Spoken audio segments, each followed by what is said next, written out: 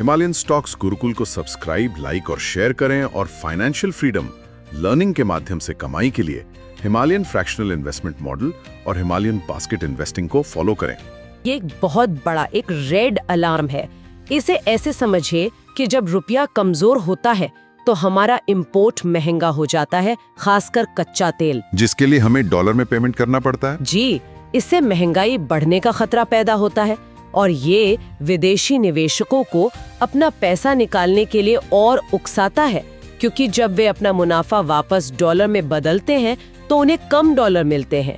ये दुष्चक्र की तरह काम करता है। तो एक तरफ FIIs की बिकवाली है, रुपए की मार है, लेकिन दूसरी तरफ हमारा बैंक निफ्टी 60,000 के ऐतिहासिक स्तर को छू रहा है। इसे कैसे समझें? क्या ये हमारी अंदरूनी ताकत है या फिर ये भी एक और छलावा है? ये असल में दोनों है। 60,000 के स्तर को छूना हमारे बैंकिंग सेक्टर की जबरदस्त ताकत को दिखाता है। ये बताता है कि घरेलू अर्थव्यवस्था में अभी भी काफी दम है।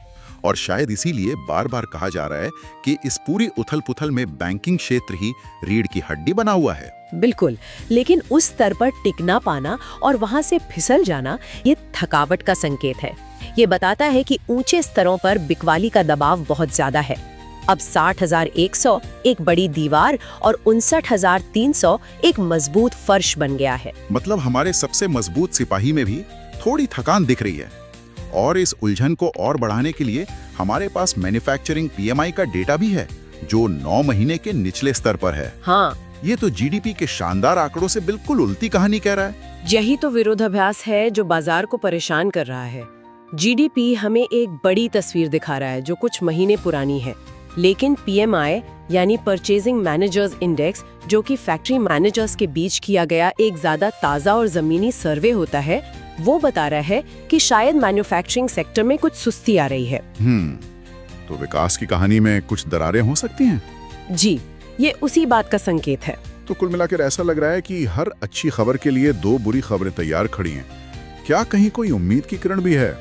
स्रोत में ऑटो सेक्टर का जिक्र एक चमकते सितारे की तरह किया गया है। हाँ, ऑटो सेक्टर इस धुंधलके में एक साफ चमकता हुआ सितारा है।